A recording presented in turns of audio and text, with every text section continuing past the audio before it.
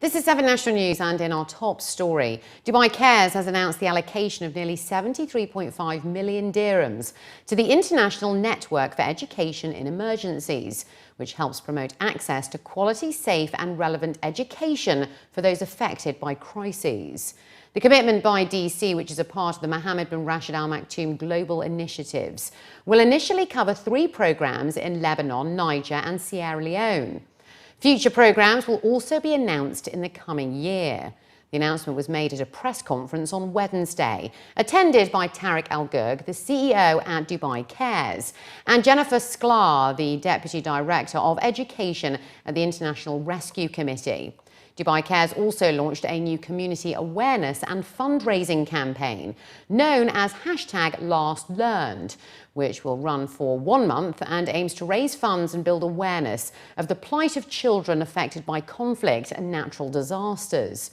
Emphasising the importance of education in emergencies, Tariq Al Ghurg stated that despite the growing number of children caught in conflict and natural disasters, statistics show only 1% of overall humanitarian aid is spent on education. This makes the needs of children living in fragile states an urgent priority. Today, 1 in 113 people are either a refugee, internally displaced or seeking asylum, and more than half of the world's refugees are children.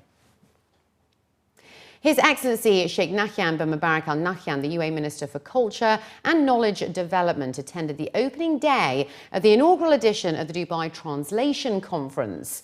His Excellency delivered a keynote address to officially launch the new conference, which was also attended by Her Excellency Sheikh Lubna Al Kazmi, the Minister of State for Tolerance, along with Abdullah Al Shaibani, the Secretary General of the Dubai Executive Council. During his speech, Sheikh Nahyan stated that the role of skilled translators has remained crucial historically, and it continues to do so in building bridges among international communities. Despite technological evolutions, Sheikh Nahyan stated that services such as Google Translate cannot substitute human translations, as interactions and the human element remain vital for the role. Furthermore, Her Excellency Sheikh Lubna added that by bringing renowned authors and influencers to discuss the current challenges, the forum will help elevate Dubai's status in plugging the knowledge gap and promoting cultural harmony. Organisers added that they also invited young students from universities and schools to nurture and create literate and open-minded readers. Of course, this conference celebrates the ideals of the Year of Reading and the national reading policy that has been launched during this year. It also focuses on expanding the range of literature available, specifically in Arabic, as well as we're focusing on different aspects of translation, whether it's the importance of translation in the medical field as well as the legal field. Among prominent speakers at the 3-day forum will include author Muhsin Al-Masawi and renowned interpreter associated with the British government, Leslie McLaughlin, who will be leading panel discussions and workshops throughout the conference. According to the speakers, the role of an interpreter will continue to be a prominent position, adding that interpreting should be viewed differently to written translations. They added that interpreters should focus more towards cultural awareness on how to deliver the right message in an appropriate manner. The theory of translation, we are still talking about what are the procedures and why the human element remains quite important, because the human element, that is the translator in this case, the human translator, is important not only because there is a language equivalence that is between this language and the other language in meaning and sense and word for word. No, there is more than that. And what is more than that, you need to be very well acquainted with the other culture, certainly, very well acquainted, not only with the language, with the culture itself. And then you need also to be quite familiar with your own culture.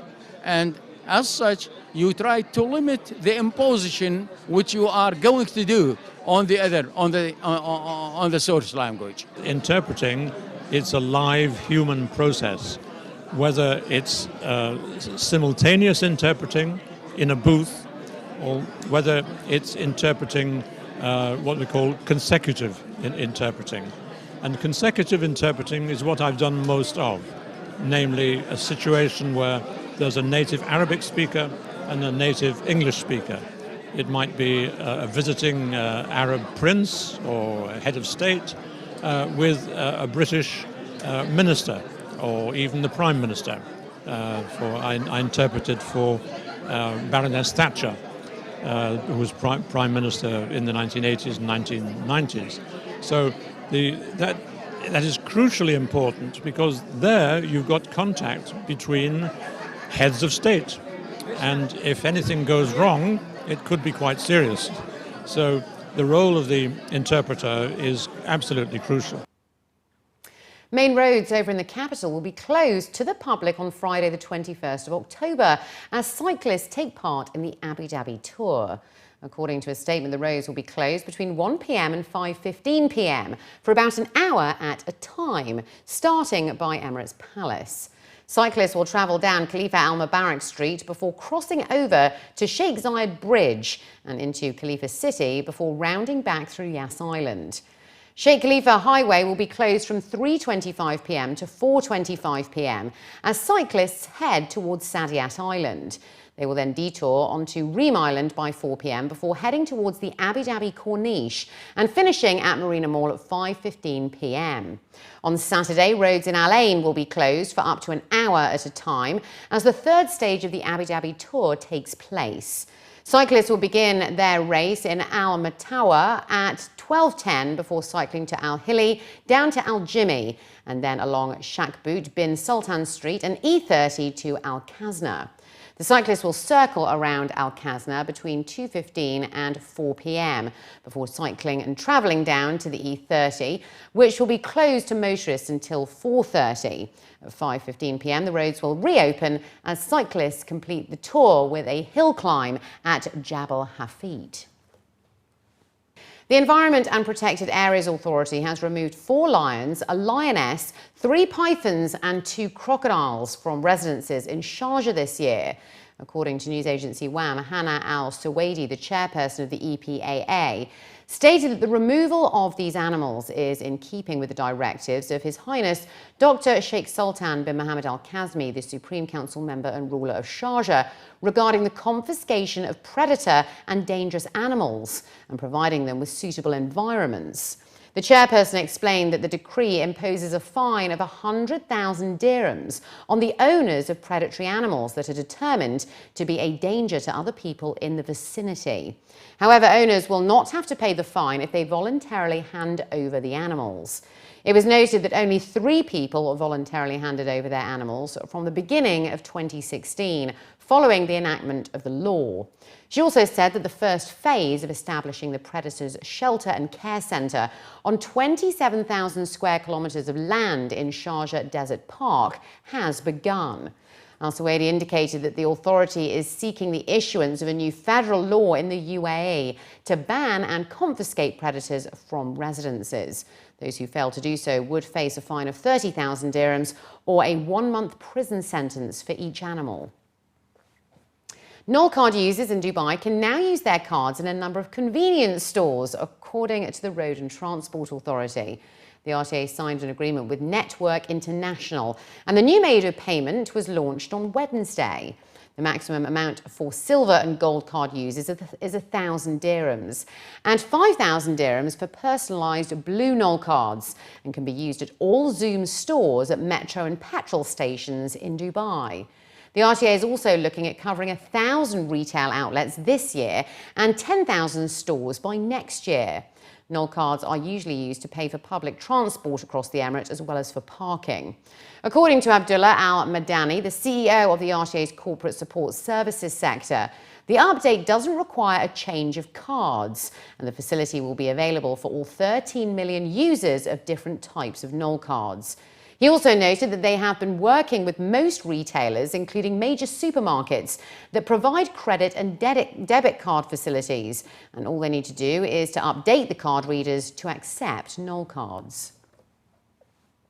The Ministry of Education has banned the use of aloes wood and millet in all school facilities, in addition to non-approved electrical tools, water boilers and electric bread toasters outside of preparation rooms and kitchens. The ministry sent out a circular to all schools stating that the use of those mentioned pose a grave danger as they overload the electric network, causing fires and endangering lives and property. The MOEs added that the circular came from the ministry and also in line with the standards, policies and procedures related to the environment, health and safety in educational institutions. According to an official, the ministry aims to maintain the health and safety of students and staff and to avoid any incidents that might put their lives at risk. It was noted that those who violate the law will be subjected to legal responsibility. And finally, looking to other news now, Dubai has retained its position as the 4th most popular travel destination in the world and the top-ranked destination in the Middle East. That's according to the 8th annual Mastercard Global Destinations Cities Index. Abu Dhabi, with a growth rate of 19.81%, is the fastest growing city in the Middle East and Africa and the 3rd fastest growing city worldwide. This marks the UAE as both the most visited and fastest growing country in the region for the 2nd year in a row. Bangkok topped this year's list of the world's most popular travel destinations, pushing London to 2nd spot, with Paris and New York rounding off the top 5. The biggest surprise in this year's index is Dubai's jump to the top rank based on international visitors spending of $31.3 billion US. That's far exceeding the 2nd-ranked London, estimated at $19.8 billion US. Officials stated that the findings show that Dubai is firmly entrenched at the high table of global tourism and travel. According to the study, Dubai is expected to receive 15.27 million international visitors in 2016. That's an increase of 7.5% over 2015, and Bangkok is at the top of the list with 21.47 million.